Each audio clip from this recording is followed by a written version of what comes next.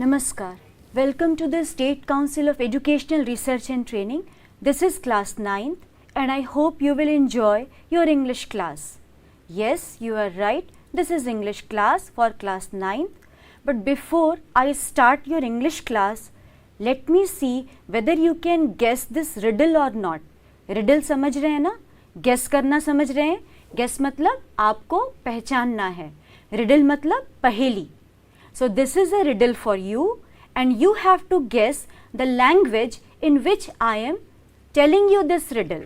जिस भाषा में ये पहेली है, you have to tell me the language. बोल मेरी मछली कित्तोक पानी, कित्तोक पानी, कित्तोक पानी, थारी मारी एक ही बानी, बोल मारी मछली कित्तोक पानी. I hope you can understand it. And if you have not understood it till now, let me give you a hint. एक छोटा सा hint है. जब हम पंजाब में एक दूसरे से मिलते हैं तो पंजाबी में एक दूसरे को greeting करने के लिए, एक दूसरे से बात करने के लिए what do we say? We say सत श्री अकाल. Then if you meet in Jharkhand, then when people meet together, then they call Johar. In English, obviously, I hope you know all the greetings. कैसे एक दूसरे को कहते हैं वो आपको पता है. We say good morning, we say good evening, we say good noon. But in which state do we greet each other with the language खंभा घड़ी? खंभा घड़ी. This is the language of the state in which language I have told you the riddle. ये एक पहेली थी जो मैंने आपके साथ शेयर की. एक बार फिर से ध्यान से सुनो. बोल मारी मछली कित्तुक पानी, कित्तुक पानी, कित्तुक पानी, थारी मारी एक ही बानी, बोल मारी मछली कित्तुक पानी. I think you have got it now. Yes, this was in Rajasthani. ये राजस्थानी भाषा में there was a riddle for you. But you must be wondering. Wondering का मतलब पता है ना? जब हम सोचने लगते हैं, किसी बात का मतलब ढूंढते हैं. So you must be wondering that why in English class I have given you a riddle in Rajasthani. Because in your class 9, the very first lesson which we are going to read is a famous play by not an English writer but by a Rajasthani writer. एक Rajasthani writer हैं जिनके नाटक को it has been translated and then given in your textbook. Again there is a question. फिर एक सवाल है. Why a Rajasthani play has been translated in English and then given in your textbook? ऐसा क्यों किया गया? That's because थारी मारी एक ही बानी. We are all मछलीज. We are all fish in the same water. Same water means we live in the same society, we share the same world, we share the same problems. Whether you live in Rajasthan or you live in Bihar, whether you live in India or you live abroad, even if you live in England or America, हम कहीं भी रहते हैं, there are some questions which we keep bothering us. Bothering मतलब परेशान करते हैं. So, थारी मारी एक ही बानी. We are the मछलीज, we are the fish of the same water. और इसलिए आपकी परेशानी, मेरी परेशानी कहीं ना कहीं शायद एक जैसी हो सकती है. So because this Rajasthani play deals with the theme of women problem. As a girl, and it is not just about a girl, it's also about the entire society and everyone as a human being. एक इंसान होने के नाते whichever problems, जो समस्या हमारे साथ आती है, we call it the problem of humanity. ये पूरी इंसानियत की समस्या है. It is not just the problem of one character, of one person. It is the problem of all of us. That's why now I hope you can open your book because the very first lesson is all about this problem. And what is the title of this lesson? The lesson is given title Dharam Juddha. Yes, you heard me right. बिल्कुल नहीं कहना madam pronounced it wrong, madam ने गलत pronounce किया. Yes, Hindi में हम क्या कहते हैं? धर्म को धर्म कहते हैं। युद्धा, युद्ध नहीं कहते हैं, हम इसे युद्ध कहते हैं। धर्म युद्ध हिंदी में, but because this play in Rajasthani, but the title has not been translated, title का ट्रांसलेशन नहीं किया गया है, because this very title is the essence of this lesson. Essence समझते हैं ना, बिल्कुल सत्य, बिल्कुल उसका कोर वैल्यू, उसका केंद्र है, सेंट्रल आइडिया है, उसका थीम है धर्म युद्धा। धर्म युद्धा इन राजस्थानी, धर्म युद्ध in Hindi. Before exactly coming to the lesson, because I hope you must have taken it very easy, एक पेज का चैप्टर है, एक बार में खत्म हो जाएगा. But remember children, each of the line expects lot of explanation. बहुत ज़्यादा से ज़्यादा उसमें explanation चाहिए, यहाँ तक कि टाइटल को भी एक्सप्लेन करना है. You must have studied in history. जब भी हम धर्म युद्ध की बात करते हैं, whenever we talk about धर्म युद्ध, what is the meaning of this in English? Now let us see the topic here. The topic is THARMA, धर्म युद्धा. It has been maintained in the same way as they would call it in Rajasthani. So dharm yuddha, but what do we exactly call it in English? It is crusade. This is exactly the English of it, crusade. C-R-U, crew, S-A-D-E, sade, crusade, crusade. Yes, so what is this crusade?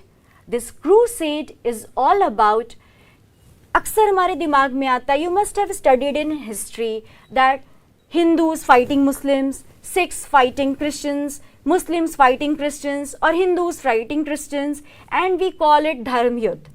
No, definitely not. Our author is not talking about this crusade, which has been enlisted in history. Enlisted, list मतलब सूची, जिसकी बहुत सारी सूची, बहुत सारे incidents, बहुत सारी घटनाएं हमें वैसी मिल जाएंगी हिस्ट्री में. जब मुस्लिमों ने क्रिश्चियन से लड़ाई की या किसी एक कम्युनिटी ने दूसरी कम्युनिटी से लड़ाई की. But in this chapter, in this lesson, we are not talking about this crusade. We are talking about the very essence of dharma, very essence of religion. Dharma, that means the values which we hold. That means जिसको संस्कृत में कहा गया है, बहुत ही अच्छे से संस्कृत में इसको परिभाषित किया गया है. People in Sanskrit have defined it in a very nice way. इसको कहा गया है धारयति धर्म. ओके, धारयति धर्म यानी the values which we hold, the values which we hold in ourselves, that is what we call dharma. For example, is there any religion which tells you to tell a lie, झूठ बोलने के लिए जो कहता हो? Is there any religion which tells you that you should hate anyone, किसी से आपको नफरत करनी चाहिए? Is there any religion which tells you not to respect anyone? No, there is no religion. दुनिया का कोई धर्म नहीं कहता that you have to hate a person, you do not have to love a person, you should disrespect a person, कि आपको disrespect यानी अपमान, respect means सम्मान. These words are very common, I hope you remember it. So you should respect everyone, you should love everyone, you should care for each other, you should cooperate everyone, and you should treat every person with dignity. Dignity का मतलब भी सम्मान ही होता है कि हम किसी व्यक्ति को उसकी गरिमा के साथ लें, उसके सम्मान के साथ उसके साथ मिले जुले, उसे किसी भी कारण से, whether he is a boy or a girl, whether he has thousands of money, crores of money, or he is a pauper. Pauper और poor person, P-A-U-P-E-R, pauper भिखारी हो या फिर poor गरीब हो. We should treat everyone with dignity and respect. Whether the person eats other thing or whether the person eats anything which you do not like it. We should never judge a person. We should treat each and every person with respect. So these are the values which the writer calls dharma. This is what is dharma. And this is the Yuddha is all about. It is not about any religion. It is about जो values हम मानते हैं, the values which we hold, ये मूल्य, ये good moral values which we hold, and if we are not getting them, and if we are fighting a battle for it, battle means लड़ाई. I hope you remember this word, battle. Battle means लड़ाई. Now there is another word which you must be knowing, war. Okay, इसका मतलब भी लड़ाई होता है and battle का मतलब भी लड़ाई होता है. So what is the difference? The difference is battle when it is the fight between two parties. जब दो लोगों के बीच में लड़ाई होती है तो that is battle. When two parties are engaged, that is battle. And when many parties are engaged, that is what we call war. तब हम उसे war कहते हैं. So, Dharam Juddha, that means crusade. This is a war of values. This is not about any community. This is about entire humanity. This is about all communities. So, and we have to fight for our values, for our dignity, for our respect with not just one person, with each and every one. Right away, starting from the family itself. कभी कभी अपने परिवार में लड़ना पड़ता है. Then you fight to the society. Then you fight to the community.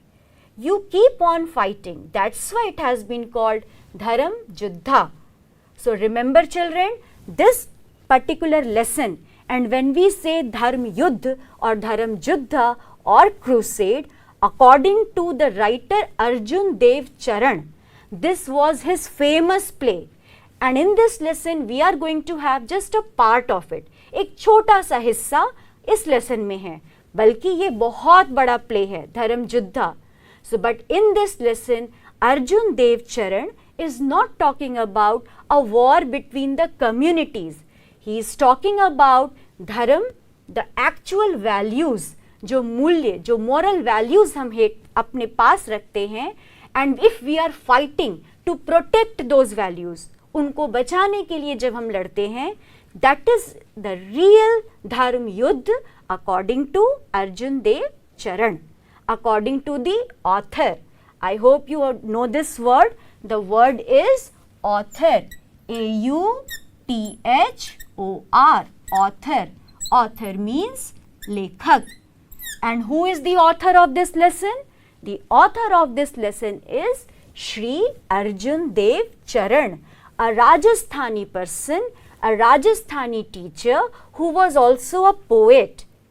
And he also wrote some beautiful plays. But his plays were not given respect, were not given that much credit. Credit मतलब value किसी चीज़ को देना. उतना value नहीं दिया गया in Rajasthan in his time. जब उन्होंने ये कहानियाँ लिखी, he was not given that much value. But later on, today, we recognize, हम पहचानते हैं. This is again a new word for you. Recognize. R-E-C-O-G-N-I-S-E. Recognize. Recognize means पहचान. Recognize. It's very easy to pronounce if you look at the breaking of the spelling. Recognize. Recognize. So recognition, recognize उनके plays को नहीं किया गया when he was alive or when he wrote these plays. But now we can realize the very worth of his plays. So that's why this Rajasthani play has been translated in English and a part of it is given in your lesson. So let us see how he presents, what kind of values is he talking about. किस तरह के values की बात कर रहे हैं श्री अर्जुन देव चरण, that we should fight for and we should recognize the value of these moral ideas इनकी हमें वैल्यू, इनकी हमें कद्र समझनी चाहिए. So now I hope you all of you should open your book and line by line we will come to understand how is it going on. So this is the book and I hope all of you can follow it. Dharam Juddha by Shri Arjun Dev Charan. A teacher by profession. He was a teacher by profession, is basically a poet. Yes, professionally he was a teacher, but he was also a poet. His plays appear like an extension of his poetry. We have another word here. I am going to write here extension. Okay, extension जिसको हम कहते हैं विस्तार. Okay, extension. EXXTEN 10 very simple and SION extension. कभी अपने घर में बिजली की वायरिंग की है? You must have fixed up electric wires everywhere and you have used extension जो कॉर्ड को, उस कनेक्शन को एक पॉइंट से दूसरे पॉइंट तक बढ़ा देता है. So extension in all cases it means विस्तार, जब बढ़ाया जाता है. So some of his poems were the extension of his plays. Or I should say some of his plays were the extension of his poem. उनकी कविताओं का ही विस्तार उनके नाटकों में मिलता है. The poet in him shows through his short, crisp and pithy lines. This is the true character of Arjun Dev. उनके अंदर का जो कवि है वो कैसे नजर आता है? With his short, छोटे छोटे sentences, crisp, quick sentences. Crisp कहते हैं ना, चिप्स आर क्रिस्प यानी कुरकुरे, यानी बिल्कुल छोटे कड़क. ठीक है. And pithy lines. Pithy means बिल्कुल टू द पॉइंट और बहुत ज़्यादा एसिडिक, यानी जो सुनते ही कान में लगता है कि अच्छा कितना कड़वा बोल दिया, कितना सीधा सा बोल दिया, कितना एसिडिक बोल दिया. So this was Arjun Dev Charan. As a poet he used to write in a very straightforward manner. बहुत सीधा सपाट, बिल्कुल दिल खोल के वो बोलते थे. So his poetry lines are, कौन सा वर्ड हमें यहाँ नया मिला है? Crisp. Crisp means करारे. ये तो मैं नहीं लिखूंगी. Crisp means your kurkures are crisp, your chips are crisp. Similarly, lines can also be crisp. So now we have another word for it, pithy. Okay, PITHY, pithy. Pithy, which is usually known as acidic. Acidic मतलब बिल्कुल acid जैसा, पढ़ते ही लगे कि अरे कहाँ हाथ जल गया. डेटॉल हाथ में पड़ता है तो कैसा लगता है? You feel very acidic, you feel painful. तुरंत कान में पढ़ते ही लाइन लगती है कि अरे व्हाट एम आई हियरिंग, कितना ज़्यादा बोल दिया. But this is how Arjun Dev Charan is. His lines, his poetry is pithy, full with short and crisp lines, straightforward.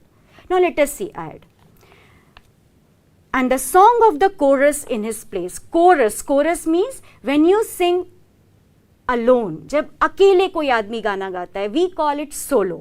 But when there is a group song, I hope in your schools you must have participated in group songs. उसको हम usually कहते हैं chorus. जब 10 लोग मिलकर एक बात बोलते हैं, that we call chorus. You can underline this word in your book, chorus, CHORUS, chorus in his plays. His first book of Rajasthani plays, published means प्रकाशन. This is very simple. इसको वहीं पर लिख लीजिए. Published means प्रकाशन. In the late 70s, that means according around 1979, 78, 77 उस समय इनके प्लेस प्रकाशित हुए. and was received rather indifferently. This is a word. Different means सबको पता है अलग अलग, यानी कभी कोई चीज़ सामने से आए and we receive, oh this is so different, but अच्छा ये तो passing by है, ये तो होता है, ठीक है. So his plays were rather received indifferently, यानी जब उनके नाटक प्रकाशित हुए तो लोगों ने उसे बड़े आराम से लिया कि अरे इसमें कुछ नया नहीं है, this is okay. तो plays were received indifferently, यानी उदासीनता के साथ, without making no different reaction, that is indifferent. So indifferent meaning is उदासीन. His plays were received indifferently in the Rajasthani literary circles. Literary means साहित्यिक, literature साहित्य, literary that means साहित्यिक, circles. What is this literary circle? Is this a kind of circle that you study in maths कि एक circle बनानी है और वो साहित्यिक circle है? No. Circle when we say with a group of people, यानी जो साहित्यिक लोग थे, कहते हैं ना उसका circle खराब हो गया है. What do you mean by उसका circle खराब हो गया है? That means his group, the kind of people he is associating himself is not good. और उसका circle बहुत अच्छा है. That means the people, the friends he has, they are very nice. ठीक है, तो circle यहाँ मतलब literary circle, people who are associated with literature, जो साहित्य की समझ रखते हैं, जो साहित्यिक लिखते हैं, कविताएं लिखते हैं, कहानियाँ लिखते हैं. So this is what we call literary circle. Suppose इस word को और कैसे use कर सकते हैं? We can use it scientific circle, engineer's circle, doctor's circle. He is close to the doctor's circle. What do we mean with this? कि the person is close with the doctors. बहुत सारे doctors उसकी जान पहचान में हैं. He is close with the journalistic circles. So पत्रकारिता के सर्कल में पत्रकारिता से वाले लोग उनसे जुड़े हुए हैं. So similarly there is a word literary circle. साहित्य से जुड़े हुए लोगों का समूह, the group of people who are associated, who are related with literature, जो साहित्य से जुड़े हुए लोगों का circle. So they did not care for him. Arjun Dev Charan के बारे में किसी ने नहीं बहुत ज़्यादा ध्यान दिया. इट वॉज जस्ट कि ओके ओके कुछ लिखा है, प्लेज लिखे हैं, कविताएं लिखी हैं. Till that time drama in Rajasthani had meant either some stray one act plays. Stray मतलब आता जाता, कहते हैं ना स्ट्रे डॉग्स, मतलब जिसको हम कभी कभी कह देते हैं गलत वर्ड है, it should not be used, but कह देते हैं स्ट्रे डॉग्स, आवारा कुत्ते हैं. That means it is basically street dogs. We should not use this word, rather we should understand कि इधर उधर घूमने वाले को हम स्ट्रे कहते हैं. So the dogs who are in the street, जो सड़क पर रहते हैं उनको क्या वो इधर उधर घूमते रहते हैं, that's why they are called stray dogs. So यहाँ स्ट्रे का मतलब क्या है? राजस्थानी टिल दैट टाइम, एकदम सेंटेंस तोड़ो और वहां देखो टिल दैट टाइम, उस समय तक, ड्रामा इन राजस्थानी, राजस्थानी में जो ड्रामा आते थे, हैड मेंट, उनका मतलब होता था either some stray one act place, या तो वो इधर उधर रास्ते चलते चौराहों पर दिखाए जाने वाले वन एक्ट प्ले होते थे. ऑन सोशल इश्यूज, उस समय भी सोशल इश्यूज में ही वो रास्ते चलते दिखाते थे लोग. लाइक वीडो रीमैरिज, जैसे widow you understand, widow means the lady whose husband is no more, whose husband has died, जिसका हस्बैंड ना रहे उसको हम क्या कहते हैं? वीडो. हिंदी में इसी को हम विधवा वर्ड से समझते हैं. सो वीडो रीमैरिज, वीडोज को रीमैरिज के लिए विधवा पुनर्विवाह. I hope you remember in your history classes you must have studied about Raja Ram Mohan Roy, Swami Dayanand Saraswati and all those people who were the crusaders. अब देखो मैं word क्या use कर रही हूँ? Crusaders. यानी जिन लोगों ने इस बात के लिए, धर्म के लिए लड़ा, इस वैल्यू के लिए लड़ा that widows should also get remarried.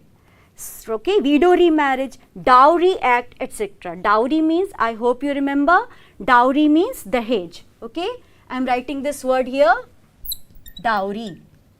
Dowry means dahej. What is dahej? I hope you know this. Okay, but again I am explaining you the things the father gives gifts to his daughter at the time of marriage. शादी के समय जो father अपनी तरफ से gifts देते हैं उनको हम डावरी कहते हैं. Okay, etcetera. और the folk plays based on historical and mythological themes. So when Arjun Dev Charan was writing place, Rajasthani में प्लेस को उतना सीरियसली नहीं लिया जाता था. दे वर कंसीडर्ड एज चौक चौराहे, स्क्वायर प्लेस, जो नौटंकी होती है, वन एक्ट ड्रामा होता है, उस तरीके से उनको लिया जाता था. Okay. However, Arjun's arrival on the scene is significant not only in terms of dramatic literature, but आज contemporary times में, contemporary मतलब आज के समय में, we can realize, हम महसूस कर सकते हैं the value of these plays. वो कैसे? As we will go through the lesson, तब तुमको पता चलेगा that yes, I am telling you the truth, his plays were definitely very much worth reading. बहुत अच्छे प्लेज हैं और हमें ज़रूर पढ़ना चाहिए. So in terms of dramatic literature, and how many plays were there which he wrote and they were very famous. 2 नाटक आजरा. Okay, again I have to remind you, मैं फिर से याद करा रही हूँ, he was a Rajasthani playwright. So इनके जितने भी नाटक हैं वो किस भाषा में थे? Original languages Rajasthani. So what were his plays? 2 नाटक आजरा, गुवारी एंड संकारियो. बोल मारी मछली कित्तोक पानी. Yes, exactly the line which I had given to you as the form of a riddle, जो मैंने पहली पूछी थी. Dharma Yuddha, the part of which we are going to read. Mugati Gatha, ये उनके बहुत फेमस प्लेस हैं. So Dharma Yuddha is the story of Padma, a young girl educated through scriptures. Now we have a word, scriptures. Scriptures means, scriptures यानी किसको scripture कहते हैं? Mahabharata is scripture, Ramayana is scripture, Veda is scripture. पुराने जो टेक्स्ट होते हैं जिनको धार्मिक मान्यता मिलती है, which are considered, which have been accepted through religion, that is what we call scriptures. So like the Ramayana and Mahabharata etcetera. So Padma is a young girl. This is her story. And how she was educated? She was not educated like you are being educated in your schools. आप school आते हो, आप science पढ़ते हो, maths पढ़ते हो, बहुत सारी अलग अलग चीज़ें पढ़ते हो. But how Padma was educated? Padma was educated at home, घर में. Through which books? कौन सी books? Definitely not this book. Which book? Through the scriptures. Scriptures like Ramayana and Mahabharata. Scripture. This is, you can break over here, scriptures. Scriptures like Ramayana and Mahabharata. So what happened? She feels aggrieved. There is a word grief. और मुझे अच्छी तरह से पता है, आप लोग को ये वर्ड पता है. Grief means we call it दुख. Grief.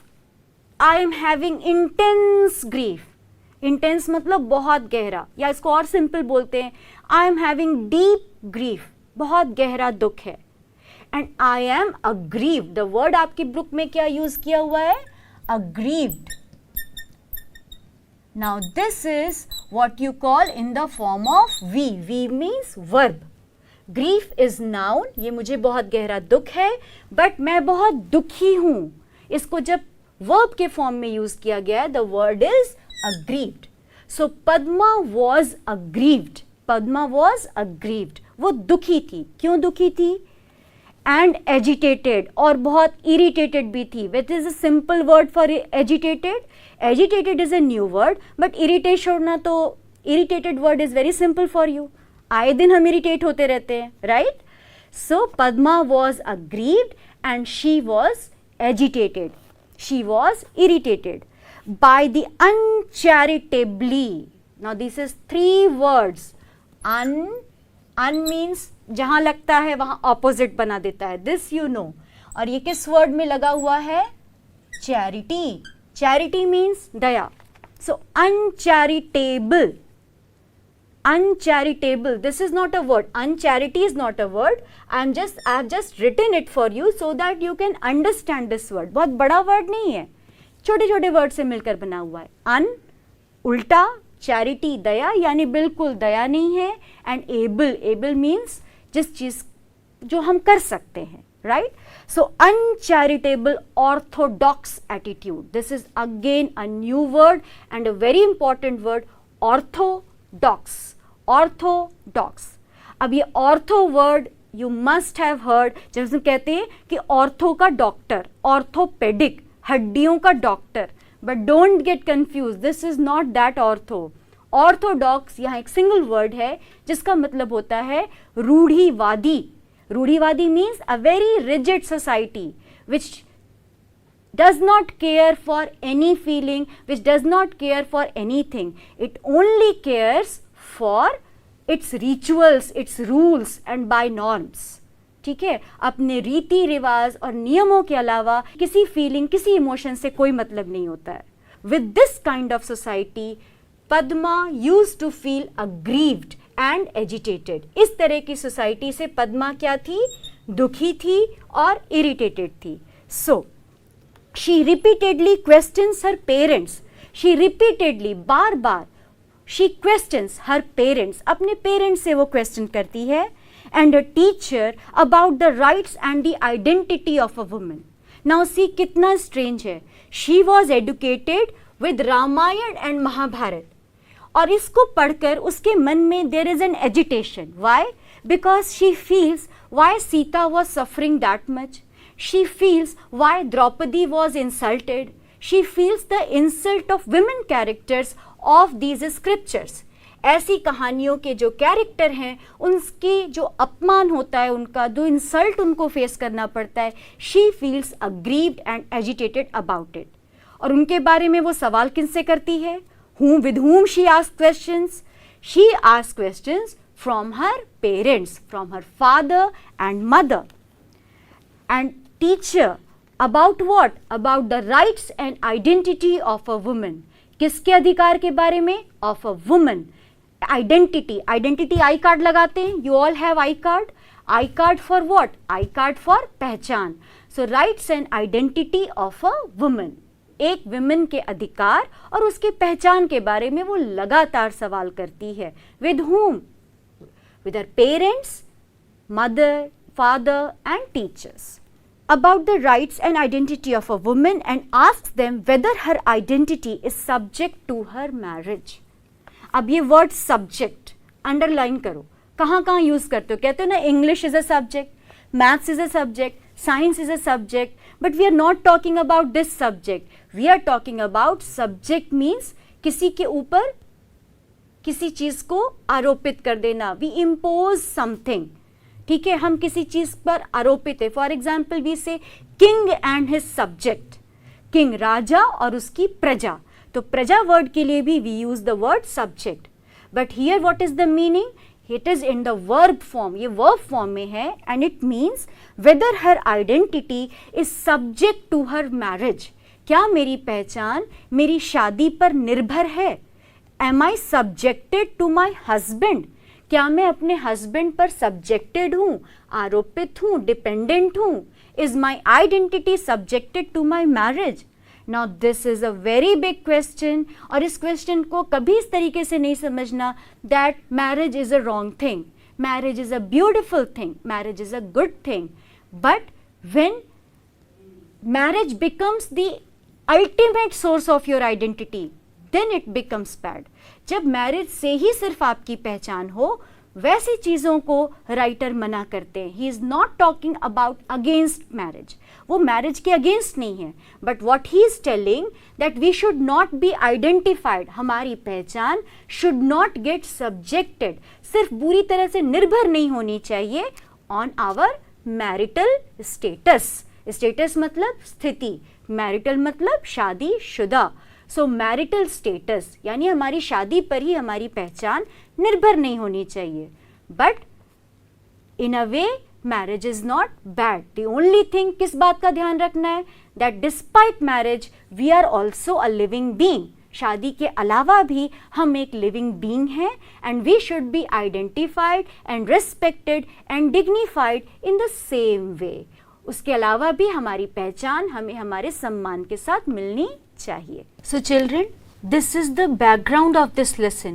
Yes, every story, every poem and every play, drama, कुछ भी हो, उसकी एक पृष्ठभूमि होती है कि लेखक ने ऐसा क्यों लिखा.